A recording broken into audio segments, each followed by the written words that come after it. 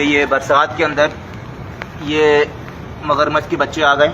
एक साहब ये रहे और ये मुझे गुस्सा करके दिखा रहे हैं। अस्सलाम वालेकुम भाई, बारिश हो रही है सुबह से जैसा कि आप सब जानते हैं, और मैं इस वक्त छत पे आया तो मैंने कुछ देखा, हलचल सी महसूस हुई मुझे। मैं समझा कि कोई गुलेरी है, लेकिन पहली दफ़ा ये पाकिस्तान में हुआ है कि बारिश के अंदर ये चीज़ें जो हैं वो बरसी हैं। तो मैं आपको दिखा देता हूँ। ये देख सकते हैं कि ये बरसात के अंदर ये मगरमच्छ के बच्चे आ गए।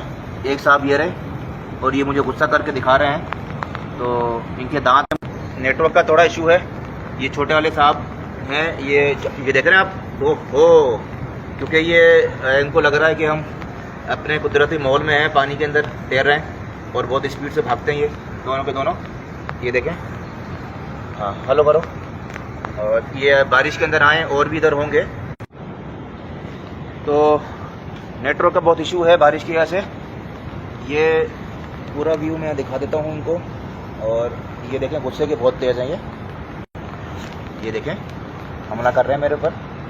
बारिश की वजह से मोबाइल भी बचाना है। और ये साहब भी बहुत तेज़ हैं।